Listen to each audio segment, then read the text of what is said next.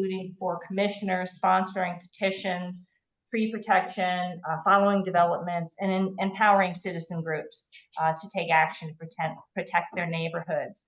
So I encourage you to visit our website. You see it there. Now, and before I turn it over to Will to speak, I wanted to let you know he's going to talk for about 20-30 minutes, and then we'll open it up for Q&A. We'd like for you to put your Q&A in the chat, and then Joanne will help facilitate that. If you could focus on sort of general questions, not like your specific cherry tree in your backyard, but ones that are kind of related to the bigger topic, that would be helpful and most meaningful to everybody. So with that, I'm going to turn it over to Will. Cool, thanks. Can you all hear me okay? I'm not muted? All right, cool. We're gonna do our best here because I don't use Zoom very often, so this is a little bit new to me. Well, thanks for the intro. Just a couple things I wanted to mention before we start talking about trees and storms. One, this is super petty, but board certified master arborist, which is different than certified arborist. So it's a very petty, but it's a different level of certification and a lot more work goes into that. The other, and this is more substantive, is I just want to sort of reframe the title that we have here about assessing tree risk. I'm not going to teach you that, and I'm not going to go into that. Assessing tree risk is my job. Sort of using that information and making decisions that make sense for you, for your property or the trees around you. That's managing tree risk. And managing tree risk potentially could be the job of people who are logged in here today. So it seems like semantics, but it's actually important to keep that separate. Assessing tree risk, you're not going to learn how to do it. I'm not going to teach you. We don't have nearly enough time. That's my job. Managing tree risk is your job. So think of me like if I'm assessing tree risk for you, I'm a consultant. I'm giving you professional expertise, but at the end, what you do with that is your decision. So yeah, so I'm sure that everybody here is probably here partly or wholly because of the storm that we had last month. Those of you who are on video, if we could just like maybe have a show of hands if a tree on your property or near your property fell down and affected you during that storm. Anybody? Yeah, well, I can't see everybody, but there's a lot of hands up, and that's not surprising to me. I haven't seen a lot of great statistics for the hardest hit neighborhoods in Portland, but I've seen measurements of wind speeds from 55 to 75 miles an hour. It seems like the best estimate sort of generally for the west side of Portland is 60 miles an hour max wind speed. One of the issues, I was just talking with somebody yesterday about this, one of the issues that they're having is that actually a lot of the smaller neighborhood weather stations that can get you that sort of localized information on what's happening, they all lost power.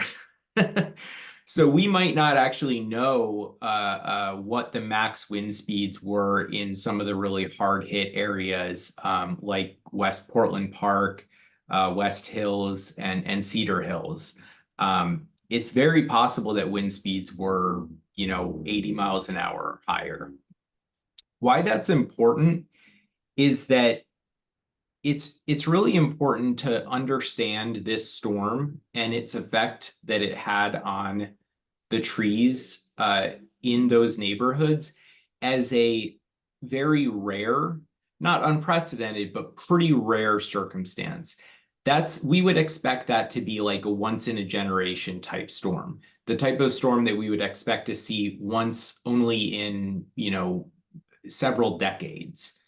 When we think about historic storms in the past in Portland, Oregon, Obviously, there's the Columbus Day storm in 1962. We haven't seen anything like that since, and hopefully we won't, at least while I'm around, fingers crossed. The 1996 storm, which probably actually had lower wind speeds than the storm that we just experienced, but it coincided with really extreme soil saturation, which is a contributing factor to a lot of tree failures. And so if you think about that, 1962, 1996, 2024, that's about once in a generation. And I would encourage all of you to think about this storm in that context. If we make decisions for how we manage our trees and how we manage our trees in our community based on the idea that every few years we're going to have some catastrophic storm that is going to cause the kind of damage that we just saw, I think we're not going to make good decisions. We need to understand this as a very rare event, something that is possible, but not likely to happen with any sort of frequency. So the reason why that's important is part of our job is to manage the risks and benefits of trees, right? Everybody understands that we have risks associated with trees. If they didn't understand it, they probably understand it now from the storm we just went through. But we also need to make sure that while we're thinking about those things, that we're also calculating the benefits we get from trees. So just to sort of frame the issue, let's talk about some statistics that we have. Your odds of, and sorry, these statistics are from the UK. We actually don't have good statistics in the US right now, and I'll go into why that is. It's a little bit frustrating, but your odds of being killed by a falling tree, if you're going about your life and a tree falls on you, are somewhere between 1 in 10 and 1 in 20 million per year. So those are similar to your odds of being struck and killed by lightning. It's extremely rare. It does happen, but when you think about how many big trees there are out there and understanding that everything that grows up eventually is going to come back down to the ground, it's exceedingly rare to have death caused by falling trees. Except, and this is the reason why we don't have good statistics in the US for this, is that the number of people who are struck and killed by falling trees while going about their lives is dwarfed by the number of people who are struck and killed by falling trees while doing tree work. That's both professional tree workers like myself and homeowners who think that, hey, I'll save a little money and do this myself. Those statistics are really grisly and pretty shocking. But if you're worried about, being hurt or killed by trees, the best thing you can do is don't do tree work, because that's where most people are having problems. So of course we don't ignore risks just because they're unlikely. And that risk isn't spread evenly, right? Just because, the statistic is you're roughly as likely to be hit by a tree as to be struck by lightning. That doesn't mean you should ignore a large dead tree sort of leaning over your house, right? That risk isn't spread evenly, and you can still have risks that you have to deal with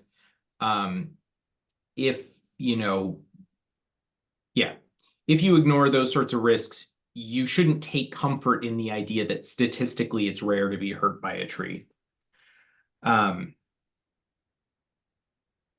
So let's talk real quick about how we mitigate tree risk. And in a way, this is a little bit tough to talk about in the aftermath of a storm, because we've just seen a storm that's taken out a lot of healthy, strong, structurally sound trees, along with a lot of trees that wouldn't fit that category. So, you know, the temptation can be to say, well, why do any of this if a storm can come over and a tree that passes every inspection could still blow down? The reason is that a lot of trees that fail don't fail in, you know, these catastrophic once in a generation storms. They fail during really minor storms or just normal windy days, or potentially on, you know, a day with no weather for no real reason. And also, you know, when we do have storms, if we have done our job of tree management well over the previous years, we can eliminate a lot of those predictable tree failures and a lot of the damage that is associated with them. So when, you know, somebody like myself does tree risk assessment, sorry, I'm staring at like a huge version of myself, and it's really kind of bugging me out. I wonder if I can, oh, that's better. Okay. Yeah, I don't know if anybody else like has trouble with that, but I have like a big desktop here and it's like my face larger than life. I just like, I can't do it. Sorry about that. Yeah, no worries, no worries. So when, you know, you're working with an arborist and a tree risk assessor, if you ask that person sort of, is this tree dangerous? They're going to give you some options, but all of those options are based on the process of VTA, visual tree assessment. Basically, you're going through a checklist of things to analyze the structure of the tree and understand if it has certain defects or conditions that statistically make it more likely to fail. And you know, that checklist is designed to be sort of a thing that prompts you to be consistent and analytical, but it has to be sort of filtered through your own experience. You might look at something and check a box in a checklist, and you know that for one species, based on your experience, you might know that for the species I'm looking at, that is not a big deal. And for a different species, it is a big deal.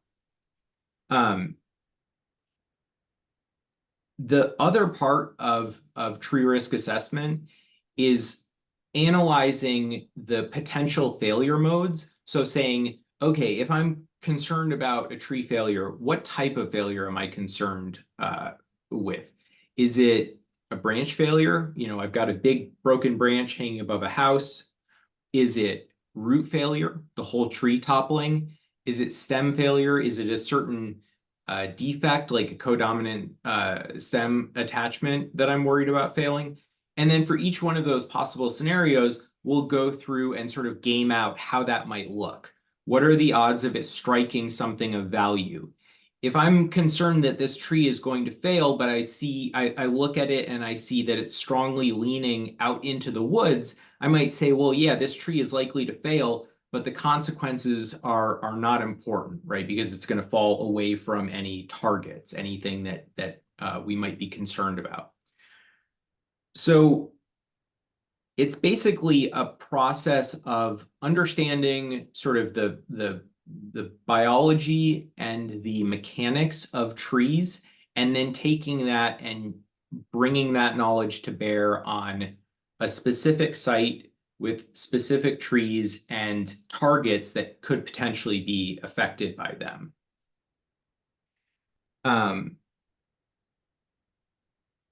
So I would encourage all of you, if there's one thing that you kind of take away from this talk, well, not just one thing, but if there's sort of the first thing that I want all of you to take away from this talk is that tree risk assessment and sort of proactive tree management, meaning that we take care of our trees during good times and not just sort of in the aftermath of a storm. That's reactive management. If we do good proactive tree management, we should be able to limit our exposure to risk caused by those trees, both during storms and also during mild weather. Because of course, it's not just during storms that trees fail. So sorry, I've gotten a little bit mixed around here. I just want to come back real quick. I got a little turned around, but we're going to come back to the statistics that I laid out earlier about what is your likelihood of suffering death from a falling tree. And I want to bring it back to Portland and our storm that we just experienced. Because these statistics, I think, are very relevant to understanding the risks versus the benefits of trees.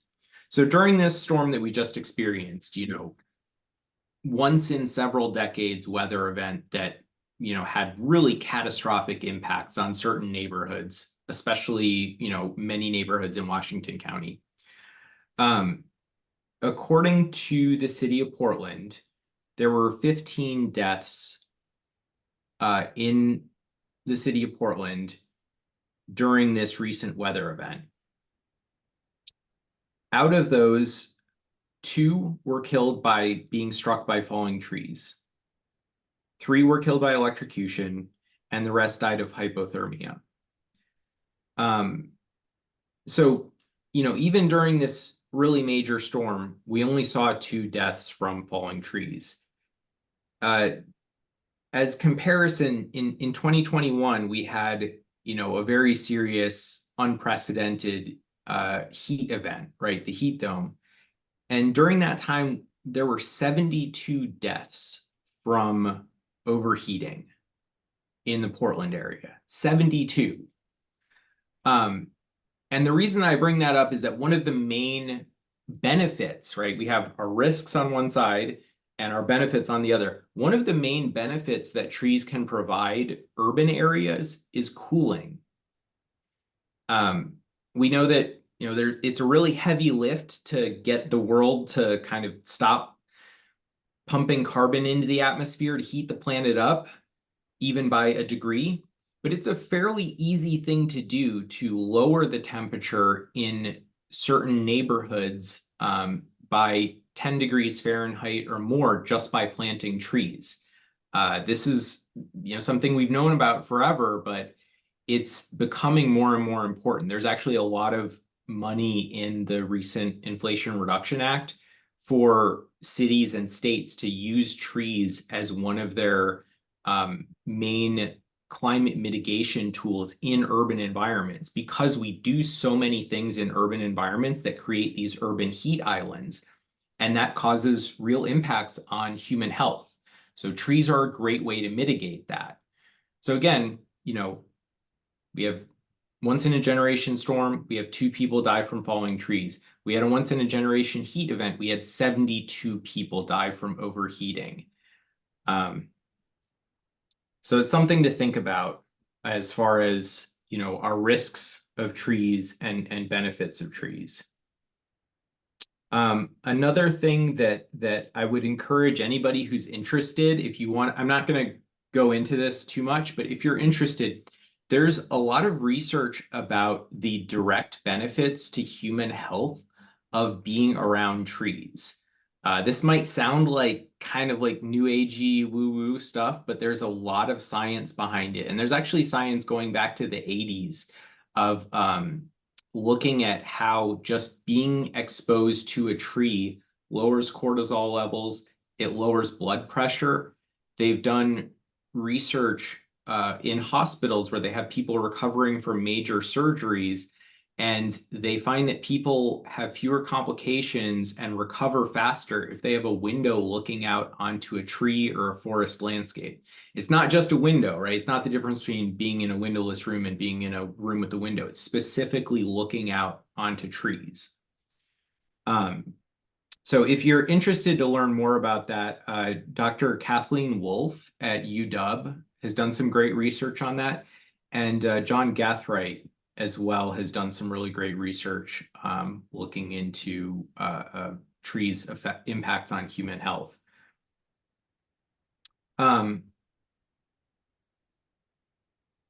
So yeah, so let's bring it back real quick. I want to bring it back to some sort of things that can be really directly relevant to the situation that we're all in the aftermath of this big storm that we've just been through. Right now, we've just been through this once in a generation wind event. And it's really important to remember that we saw so many tree failures, but all of the trees in these neighborhoods dealt with those winds. So it's really, we can look around and say, oh, it seems like the whole forest is down, but actually, the vast majority of trees made it through the windstorm and are still standing. Now, that said, there are a lot of trees out in the landscape that are damaged, but still standing. A lot of trees will have suffered stress, and then a lot of trees will have suffered primary failure. These are two different things, and I'm going to get just a little bit nerdy here for a second to distinguish these things so that I can help you sort of understand how to think about this. Stress is just what it sounds like, right? It's a tree experiencing a lot of load from forces in the environment, but at the end of that, it goes back to where it was, right? The tree was vertical, it got blown around a bunch, it went back to vertical. Its roots got rocked and moved a bunch, but they went back to where they were and they didn't break, okay? Stress is fine. Stress doesn't mean that after the storm, sorry, I'm going to say this more clearly because it's important. Stress means that after the storm, the tree should retain the same strength that it had before the storm, right? Stress means it was pushed, but it didn't break. Now, primary failure means that the tree was pushed past a breaking point, but it's not on the ground. And the reason that's important is because there are a lot of trees out there that have suffered primary failure and are not on the ground. And we want to identify those because a lot of them we know are going to come down. They're going to come down in the coming weeks and months and potentially longer, but especially in the coming weeks and months. And the reason why that is because these trees are going to start fixing themselves, but they can't do it until spring. They're dormant right now. So they've suffered strength loss from the storm, and they're going to be quite vulnerable until at least the spring when they can begin buttressing themselves and fixing the parts that have broken. So let's see. I think this is a good time to do some screen sharing because I want to show, after I've now sort of told you what I'm talking about, I want to see if I can show you some things which I think will do a good job of explaining what I'm talking about. This is an example that I showed with our previous tree talk, and this is a pretty good example of a tree that suffered primary failure. This is a old growth Willamette Valley ponderosa, very high value tree. And this is what some parts of the root zone look like. I'm not sure if you guys can see my cursor, but there's a crack running along the soil. And that was sort of all the way around the root zone. This is looking up into the canopy. And one of the things that it's a little bit hard to see, but if you look at the needles, they're all kind of cast to one side. And that's actually not because of wind. That's because the tree's orientation has moved. And this is, a client has lived at this property for like 20 years. And do I have any other photos of this? I don't have any other photos of this. The client had lived at this property for, 20 years, had been looking at this tree every day. And after the storm, she went out and she said, that tree is leaning more than it was before. I'm 100% sure of it. And she actually had photos and she could back it up and show us that this tree had moved during the storm. So these are two of the things, not the only things, but these are two of the big things that we look for when we're trying to see, if a tree has suffered primary failure. One is all of the tips being slightly off kilter. Generally, conifer growth tips will be dead vertical. And it's not to say they're always all dead vertical, but if all of them are a little bit off vertical, that's a red flag. Soil cracks are another red flag. Here's a good example. I'm gonna see if I can play this. No.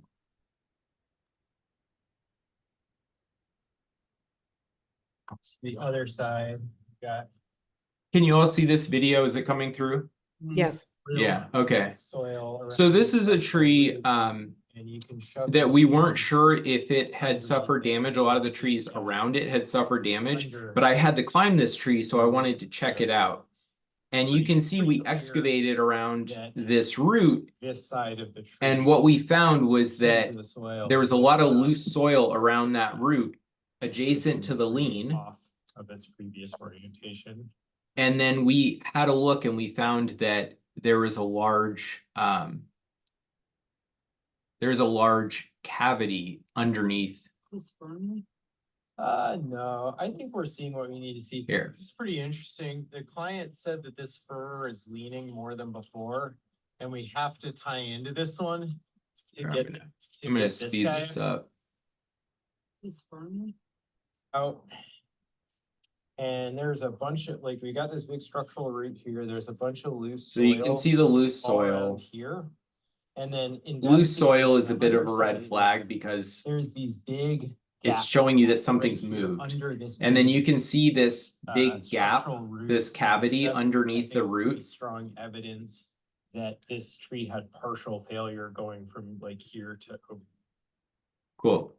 So anytime we have cavities in the soil, sometimes you'll see it where it's really obvious, where there's a large mound of soil sticking up and then there's a cavity underneath it. Sometimes it'll be a root that you're suspecting that portion of the root zone has started to lift up, and you'll stick your hand under a root and see a big cavity under there. That's concerning to us because generally, those things like time and rain and just weather fills in all that stuff. So you see loose soil and open cavities, that's telling you that there's recent instability that rain and time and sort of the forces of nature haven't been able to work on yet. So it's telling you not just that something happened here, but that something happened and it was recent. I think I have, yeah, some other.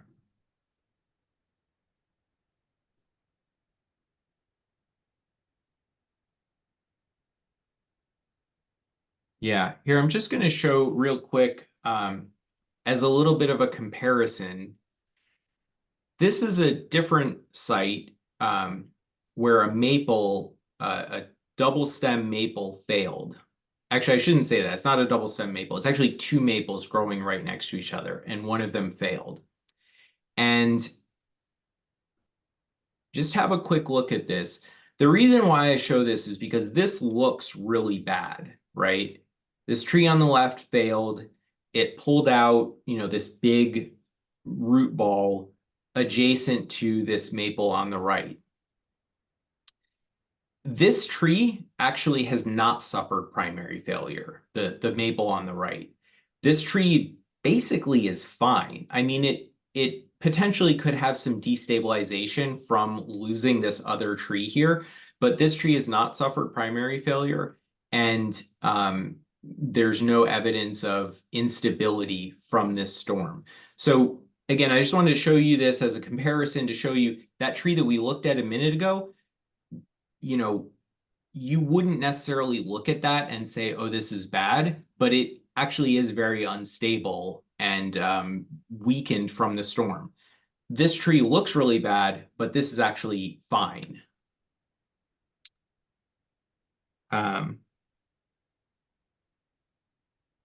Cool. So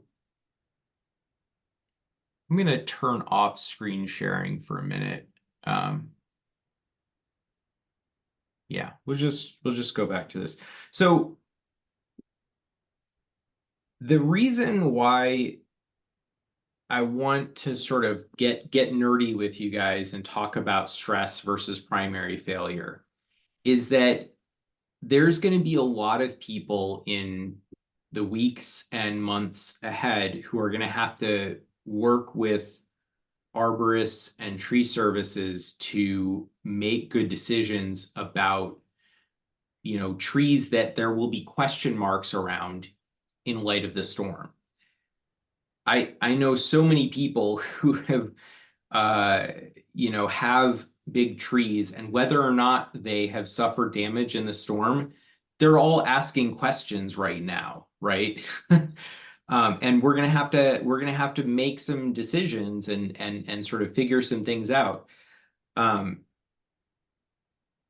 want to give you guys just a quick guide of how you can sort of cut through the BS if you're working with a tree service and you're working with an arborist. If you go to somebody, who's a tree service operator or an arborist, and they tell you that a tree is dangerous or unstable, they should be able to point to specific things, specific observable aspects of that tree's, condition, and interpret for you what that means and why it shows that that tree is unstable. If they can't do that, I think you should be pretty suspicious, or at least sort of, consider getting a second opinion. If they're, so basically they should be able to tell you clearly what they are basing their opinion on, and they should be able to point you to the observable evidence that they are interpreting to give you that opinion. If they can't do that, that's a problem. Also, they should be using correct industry standard language. If they're giving you a lot of stuff that sounds like, it's a little bit, I don't know how to put it. If they're giving you a language that sounds like it's, how they learned from their grandpa or something like that, that's a red flag.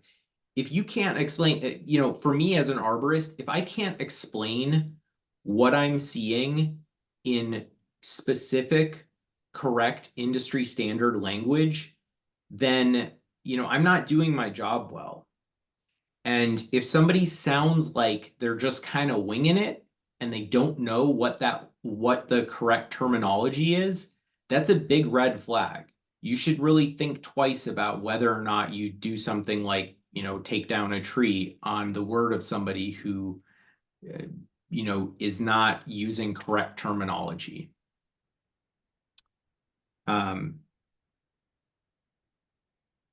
And the last one is, obviously, if somebody is not licensed, bonded, and insured and doesn't come with good references, you shouldn't work with them. Certifications are great. Have participated in the International Society of Arboriculture certification program for the whole time that I've been doing tree work, but certification is not enough. Think of it like, you're going to your doctor, right?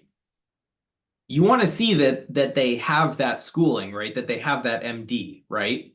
But just because they have that MD doesn't mean they're a good doctor. It doesn't mean that they're the right doctor for you, right? That's certification is kind of table stakes, right? It's kind of the bar for entry, but it doesn't mean that, that you are qualified to do what you're proposing and that you're the right arborist for that person. So references are really important. Certification is table stakes. It's not the end all be all. Cool. And so this sort of goes into why this is really important for Washington County is that Washington County, much of Washington County is outside of the city of Portland, right? So within the city of Portland, we have Title 11, which is the city's tree code. And Title 11 takes some of the guesswork out of it for homeowners because we have a tree removal permit process. So if somebody comes up to you and says, an arborist, tree service operator says, this tree is dangerous, I want to cut it down. If you're within the city of Portland, they have to apply for a removal permit. And if they are, not correct or full of it, the city tree inspector is going to look at that and say, what is this guy talking about? I'm going to go have a look. And if they don't agree, they're going to tell you, I don't agree. I think that guy's wrong. Outside of the city of Portland, you don't have that level of protection. And what that means is that there's a lot of people out there who know that there's no cop on the beat, right? They know that they can say whatever they want and nobody's going to check up on them. I worked about, half of my career, working in the city of Portland before Title 11 came into effect, and about half my career since Title 11 has come into effect. And I can tell you there is a huge difference in behavior when people know that they're being checked up on. There's a lot of things that they won't say because they know that somebody from the city who doesn't have a dog in the fight is going to take issue with it. So, unfortunately, we see a lot of things go on in Washington County and outside of the city of Portland that do not fly anymore in the city of Portland. So it's just something to be aware of. It's a little bit of protection that you don't have. And it's just something that sort of puts a little bit more of that burden on you to educate yourself and to kind of, to just educate yourself and know that there's nobody else behind you who is gonna be able to stand up and say, hey, that's wrong if an unscrupulous contractor tries to talk you into something. Cool. So I just want to, I'm just going to wrap up real quick and we'll get to questions. I want to leave you with a couple points. So we talked about trees that have experienced stress, trees that have experienced primary failure. There's a lot of hazards out there, and we can and should be trying to identify those hazards and get them dealt with so that we don't have any more damage or disruption due to unstable trees at this time. But if you have trees that are not damaged from the storm, meaning that we inspect them, we do everything we can, and we say, this tree made it through the storm with just stress, there's no primary failure, or I should say no evidence of primary failure, don't take the trees down now, okay? It's not the time, first off, because we are still dealing with serious hazards out there. So number one, any scrupulous tree person right now should not be talking with people about taking down undamaged trees. We just shouldn't be. We have other work that we need to be doing. We need to be out there dealing with hazards for the community. And also because, cutting down undamaged trees right now due to concern about their, potential damage they could cause, it is completely illogical, right? If you're scared of a tree right now, you are scared that a tree is potentially going to fall, you got your answer, right? All of these trees dealt with really extreme winds last month. And the ones that made it through that didn't suffer primary failure and that didn't end up on the ground, that is a huge, huge argument for their stability. So we shouldn't be looking at any discretionary removals right now. We just shouldn't even be talking about it.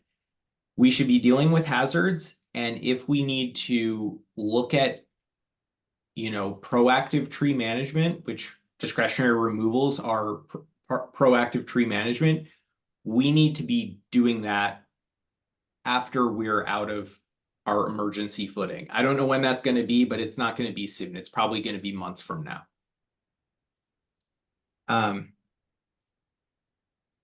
Every time we have a major storm in Portland or anywhere else, what we always see is that our tree canopy takes 2 hits, right? The first hit that we take is the loss of trees from the weather event.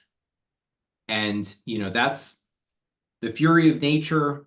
We all have to live with that. There's nothing we can really do about that.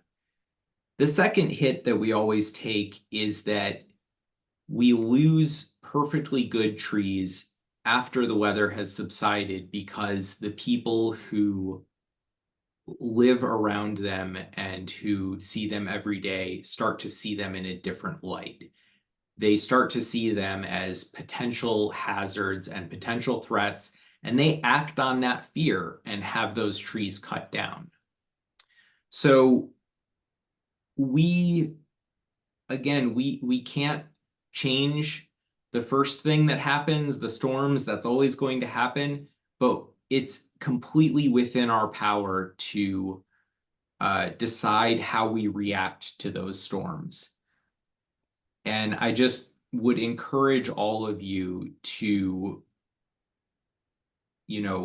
talk with your friends and neighbors, people in your community, and, try to get everybody on the same page so that we don't make bad decisions in the aftermath of this storm.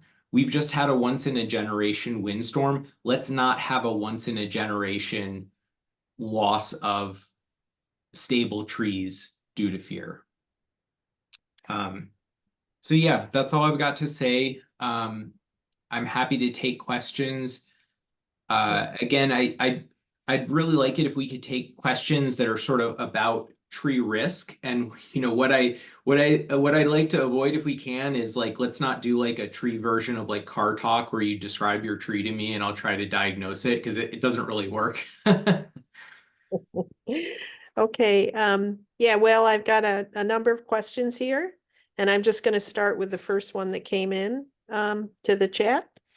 Excuse me. It says, well, what is the legal process for putting a neighbor on notice about a dangerous tree for liability purposes?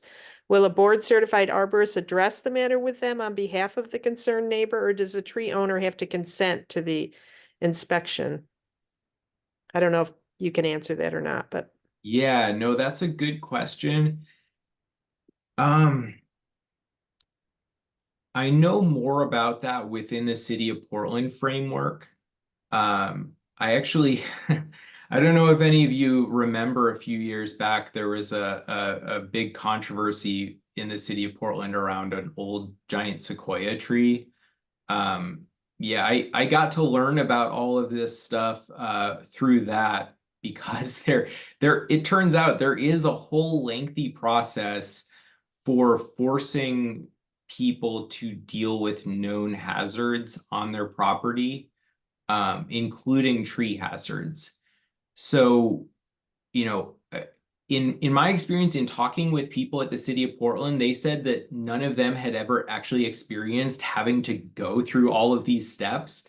But they are written down, they are in the city code. There is a process if you have a neighbor who has a dangerous tree that threatens your property or your safety.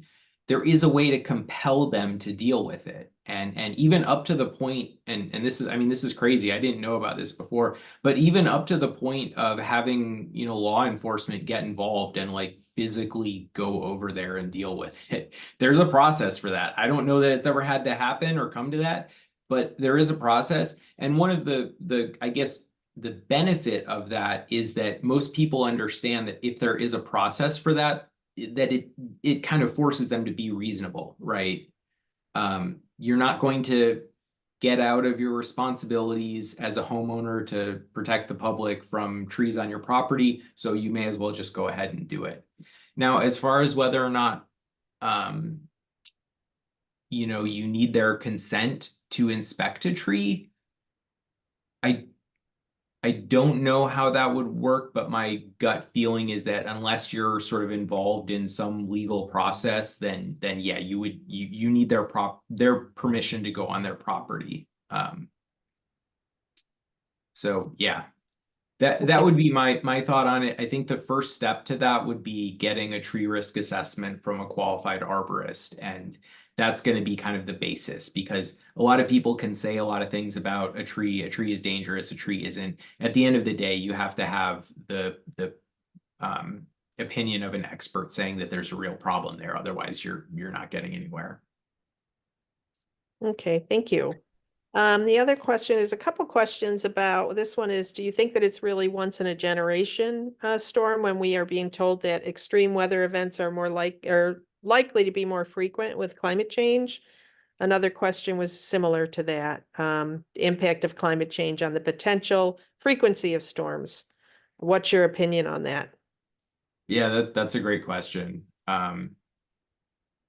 It's something I wonder about a lot. As for me, I mean, I'm not a meteorologist, I'm not a climatologist. I'm looking at the past and using that as a guide. As far as what our future storm outlook is going to be, I think that you would need to talk to somebody that is more versed in the science of climate change and climatology and understanding how that's going to affect our region. I think that it's a little bit harder to parse than something like the heat dome, right? Everybody understands that something like the heat dome is definitely more in the cards in the future than it has been in the past. As far as storms, I'm not sure. And is it in with the heat domes make the trees a little more vulnerable? Heat domes, so that was second part of that question was. Yeah, so that's a good question. It's a little bit tricky to answer. So for trees, health and stability are two related things, but they're not the same thing. And it's important to always remember that. Trees can be unhealthy or have flagging health and still be completely stable, right? And trees can be physiologically healthy but unstable. Health just refers to, are the physiological processes happening the way that they should? And stability means stability, right? So there's a lot of trees out there that have, they're physiologically functioning at a high level as, their roots are decaying until they fall over. That's why I'm sure everybody has seen trees fall over with healthy green canopies, sometimes during a storm, but sometimes not, right? It's not uncommon. So I guess all of that is to say, yes, if we have things like extreme heat and drought, not just the heat dome, but just in general, it's getting hotter and drier in the Willamette Valley, that impacts trees' health. And that can, over time, if trees are less healthy, that can impact their ability to buttress themselves and be stable. But I would kind of push back on the idea that, I've heard people say, oh, these trees were all weakened by the heat dome and that's why they fell over. It doesn't work like that. And I don't think that's right. I wouldn't think about it like that at all. Okay, great. Thank you. There was a comment here about, let me just go back here. Just commenting that low income and homeless people are more vulnerable to being killed by falling trees. They don't have the access to shelter or they live in flimsy structures. It's just a comment. The next question is, sorry here, I'm trying to keep up. What are the things that we can do throughout the year, over the year, to monitor the trees' health and stability? what, to be checking on it. I think you sort of address that with looking for cracks and that sort of thing. Is there anything else that people can do to kind of keep an eye on their trees and check their health throughout the year? Yeah, I mean, I think that the the basic thing is just doing proactive tree management. So if you live on a property where you have trees that you care for, have an arborist, somebody that you like, somebody that you think is suited to the kinds of needs that you have. Obviously, if you have a lot of huge trees and they're really close to your house, you want somebody that is, has a really good track record with tree risk assessment. If you have a bunch of young trees, maybe you don't need that, but you need somebody who does something like structural pruning. But the point is that if you have a property and you care for a bunch of trees, you should have a relationship with an arborist and do proactive tree management. That's going to, we're not going to predict every tree failure, and we're not going to stop every tree failure, especially when we get a big storm. But doing those things is going to prevent a lot of the predictable issues that you might not be able to identify yourself because you don't have that knowledge of trees. Okay, can you give an example of things that happen in Washington County that doesn't happen in Portland because of Title 11? Oh, yeah.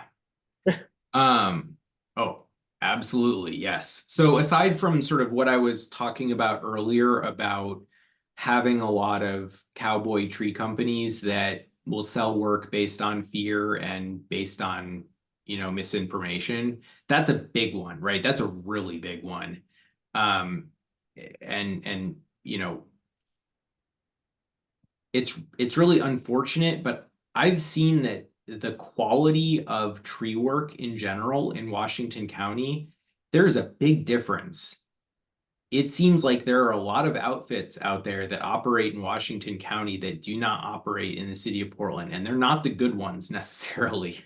I don't want to generalize because everybody's different, but I would really encourage you guys to kind of be on alert and not trust what somebody tells you just because they, have a chipper in a chip truck. The other thing, and this is a really big one, is that, so the tree removal permits for private trees, that's like one side of Title 11. The other whole side of it is tree management during construction. Basically, whenever you do anything that impacts the soil, that whether it's grading, compacting, you're putting in a road, you're putting in a addition to your house, whatever, in the city of Portland, if you're doing that within the root zone of a protected tree, you have to do a tree preservation plan. Either you do that proactively with the arborist that you're working for. Most contractors do this because they know what's up.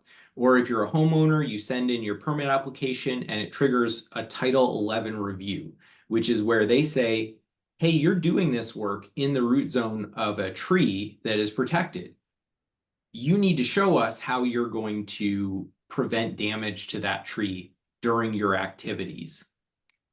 Now, this is really relevant to tree risk because so many of the trees that we saw fail in the storm, we saw a lot of trees come down that were, yes, they were felled by wind, but they were also felled by generations of people messing with them, right? We see a lot of tree failures that where either a primary cause or an ancillary cause is damage to the root zone or constraining the root zone from construction and development. Within the city of Portland, that is greatly curtailed by Title 11. Outside of the city of Portland, not so much. So again, this is something where you guys, people who live in Washington County and are, homeowners in Washington County, you have to kind of take that extra burden on yourself because you don't have the Title 11 and all of the sort of city of Portland resources that are going to look over your shoulder and make sure that you're doing things right. I actually have a bunch of slides that I forgot to get to about like tree failures that happened directly or indirectly because of construction damage or root damage over the years. So yeah, we'll go to more questions. I don't need to go into all that, but I feel like hopefully that makes sense to all of you. Thank you. Here's a couple questions. Are some tree species more likely to fall? For example, Doug fir versus maples versus western red cedar. And then this second, there are three questions here, but are trees stronger in a group versus standing alone? And then if a tree is failing and it falls on a public road, will the county contribute to removing it? So the first one is just, are some species more likely to fall than others? Yeah, so for the first question, yes, some species are more likely to fall. I would say though it's more like some species are shorter lived than other species, and you want to always keep that in mind. Trees have a lifespan. A lot of especially some short-lived trees have a reputation for always falling apart on people, and that's a lot of the time that's just because they reach the end of their lifespan within a human lifespan, but also that's because they generally put less energy into defense and reinforcement because their place in the ecosystem is a quick growing tree that grows up before everything else and then falls apart, right? As far as like modes of failure, conifers are more likely to fall during windstorms. Broadleaf, deciduous trees generally don't fail as much in windstorms because they don't have leaves. They've lost a lot of their drag.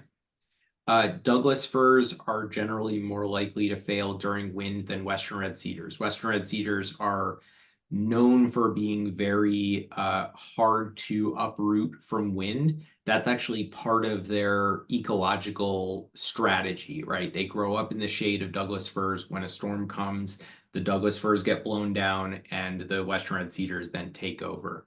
So short answer is yes. The long version is it depends, right? Every tree is different, so you can't generalize too much. Yeah, and then there was a couple questions about are trees stronger in a group, so versus standing alone?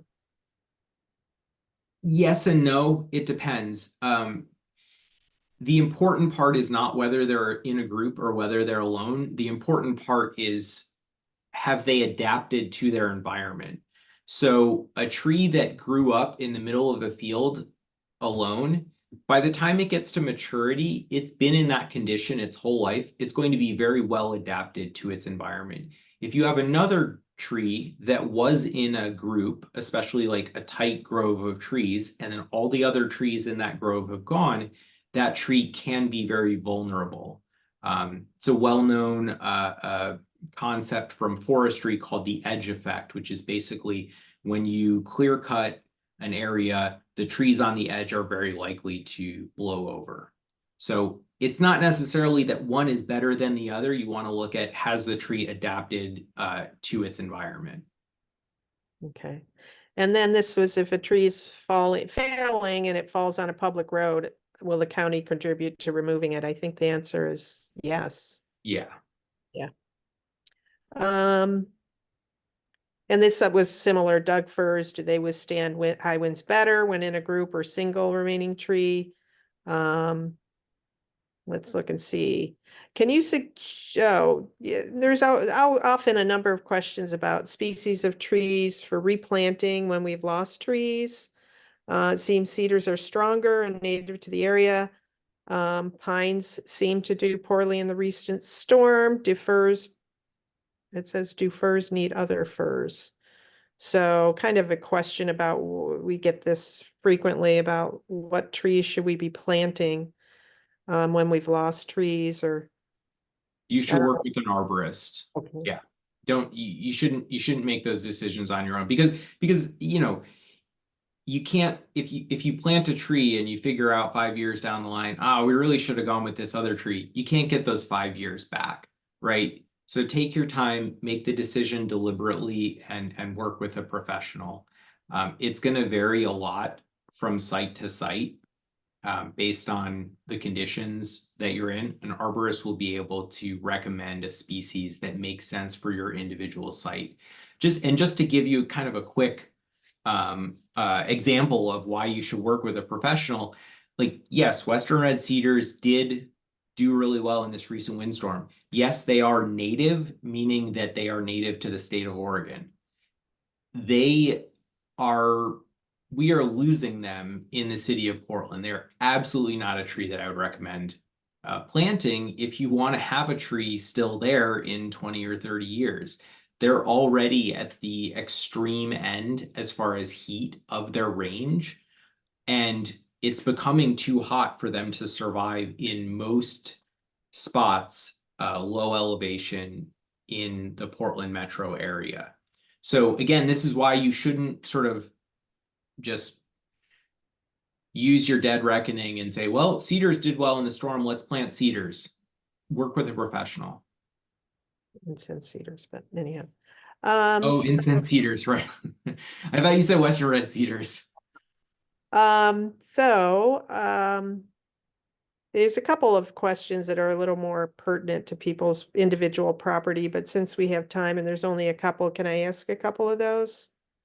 Sure. Well, yeah, so our homeowners association manages a small strip of woodlands behind our home and that of our neighbors were both hit by trees in the storm. Our neighbor freaked out, wants all the trees removed, and is pressuring the HOA management company, perhaps fearing liability. They are cutting all the trees left and right. What can we do?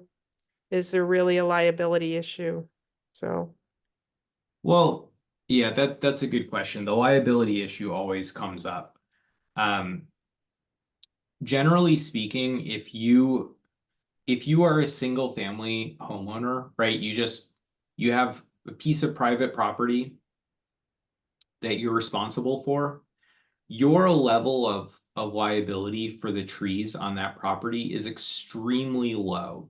The only way that you're really going to be liable if a tree on your property falls and causes damage is if it can be shown that you were negligent, meaning a reasonable person with no specialized expertise in trees would know that that was a hazard, or that you knew that something was a hazard and you chose not to do anything about it.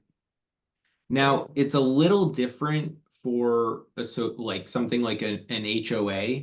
They have a higher duty of care, the same as it would be for, somebody administering like a college campus or a park or something like that. It can get pretty sticky, and I'm not a lawyer, but what I would say is that if they're taking down trees, and they're not basing it on, a professional opinion that is, looking at the actual risk that these trees are caused, I think that's a terrible idea. Now is not the time to be doing discretionary tree removals, and it doesn't matter whether somebody freaks out and decides that all trees are dangerous right now. They shouldn't be doing it. Now is the time for dealing with known hazards and checking other trees to see if they have suffered primary failure and if they could be hazardous. If they're simply removing trees because somebody is afraid of them and they haven't suffered damage, I think that's exactly what we should not be doing. That's responding out of fear and losing good trees for no reason. yeah. Thank you. One other one in the Cedar Mill area lost 2 Austrian pines. One other has the soil cracking along the root ball. Also, a redbud has soil cracks and was rocking around in this east wind a few days ago. What do you suggest? Consulting with a certified arborist? ? Sure sounds like it. Yeah. Soil cracking is not necessarily evidence of primary failure, because even, when we experience extreme winds, trees are going to move in the soil, and sometimes you can see cracks from that after the fact. But the question is whether we have cracks where the soil was moving, but everything went back to where it was before, in which case those cracks are generally either not visible or just barely visible. If the tree has moved and parts of it have broken and it has shifted, that's when those cracks will generally be really obvious and visible, and generally you'll see them in conjunction with things like heaving and cavities and change in lean. And that's when you should be really concerned and potentially look at taking the tree down. Perfect, thank you. And then one more is our 25-year-old Leland cypress trees, 12 feet from our house, okay, question mark? I don't know. Yeah. You might want to check them out. Leyland cypress are Non-native. yeah, they're not native to anywhere. They're a hybrid of an Italian cypress and a Monterey cypress. It doesn't exist in nature, and I wouldn't recommend planting them. Yeah, I wouldn't recommend planting them unless you want to really regret your decisions in 10 or 15 years. Perfect. I don't see anything else. Somebody, Carl Nelson put up a link to a survey trying to match damage from 2024 storm, this past storm. So if people, that's in the chat, if you want to copy that survey, I know someone's trying to, in the neighborhood is trying to track all the trees that came down. So, beyond that, unless I don't see anything that hasn't been answered already. Oh, here's a new message. Let's see. So informative. A lot of thank yous to Will. Very informative. People said they'll be in touch with you. And I don't see anything else. Anybody else have any other questions? We have a couple minutes left. Here's another one. Let's see. Thank you. Thank you. Not seeing anything else. Unless someone has something else to ask, I think we can, oh, two more here. Just, yeah, oh, question about concrete. Okay. Somebody had something I missed here about, Rick, let's see if I can find it. Rick, do you want to ask that again in the chat? I may have missed it. You emailed it to us. Okay, could you ask it again in the chat, please? Because I don't see it. It's about concrete and maybe trees near concrete. I don't know. Actually, while you're getting that, there was something that I wanted to mention before we sign off, and it was something that was brought up by an audience member in our last talk that I thought was really great.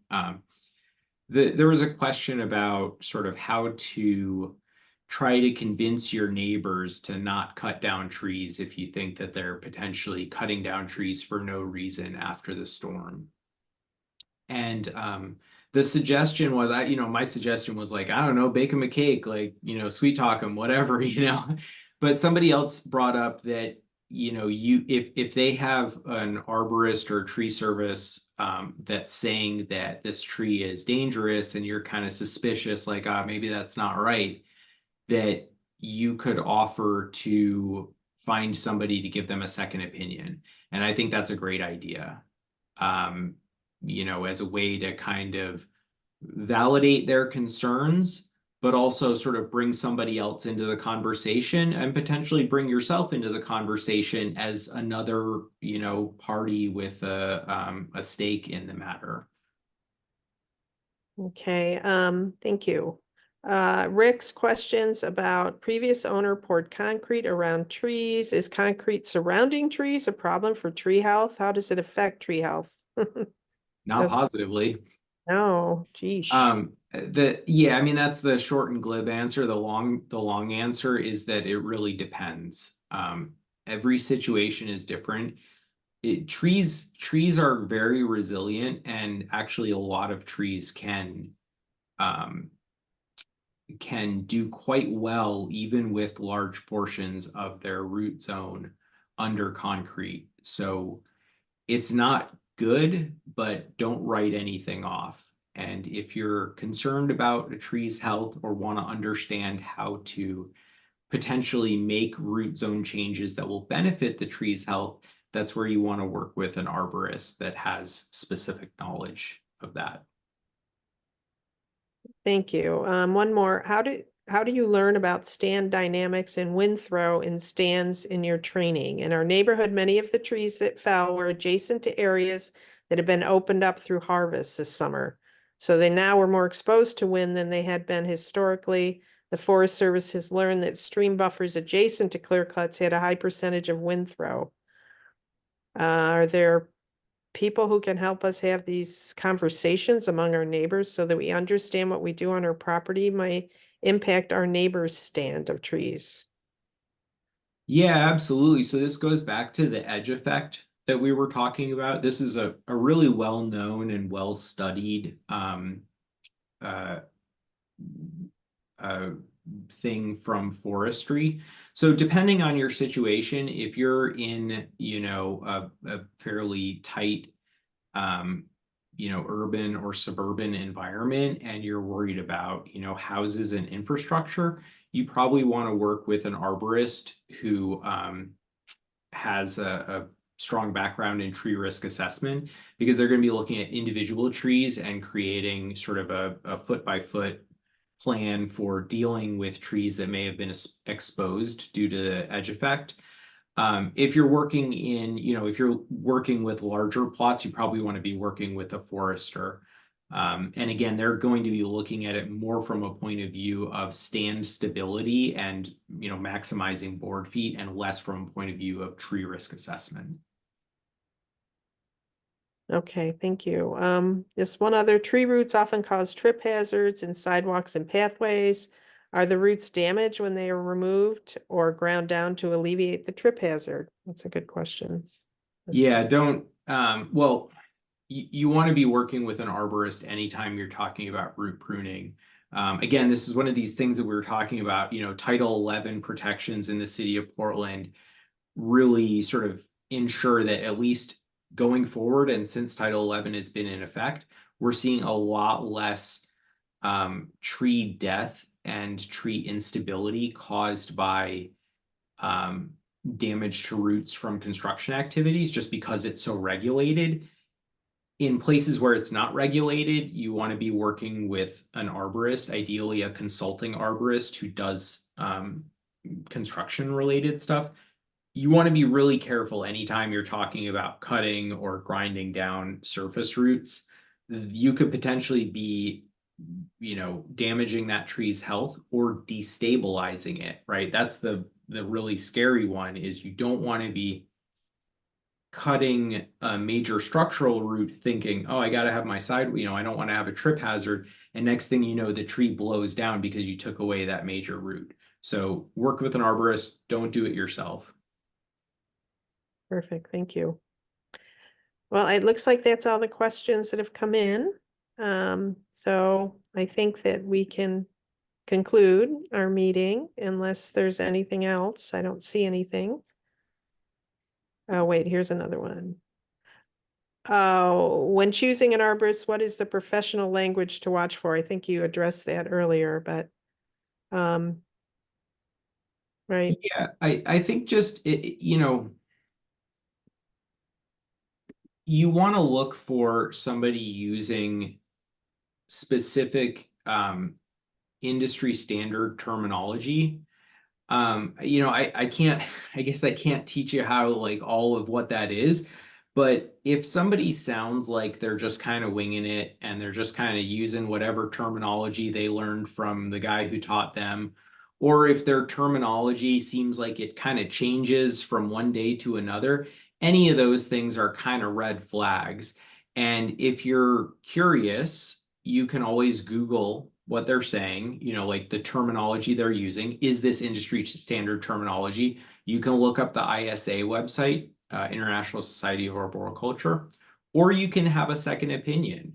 If you're just getting bad vibes and you're like, I don't think this guy knows what he's talking about, or what he's saying doesn't, it doesn't sound like the language that he's using is clear and industry standard, you know, all of those are good reasons to just get a second opinion.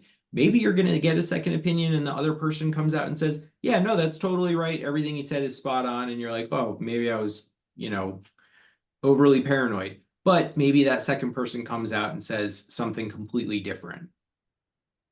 Good idea. Okay, I think that's it, Kelly. If we, thank you so Yeah. much. Yeah, Will, thank you so much for your time again this evening. It's great to have you walk us through this. So informative, so accessible, and so timely. Just I heard it a second time and I got even more out of it. So just thank you so much for bringing this. It sounds like a lot of people are going to be reaching out to you for some personal follow-up. So appreciate your time and having us help think through more thoughtfully about our response to trees. That's really what we want to have everybody do. Be safe, but also keep those trees. So Yeah. thanks a lot. Thanks for having me. Appreciate it. And Thanks, thanks, everyone. Joanne, for fielding all those questions. Sure. Thanks, everyone, for coming, Yeah, learning about our trees. yeah. Have a good evening. Evening, folks. Bye-bye. Bye. Bye.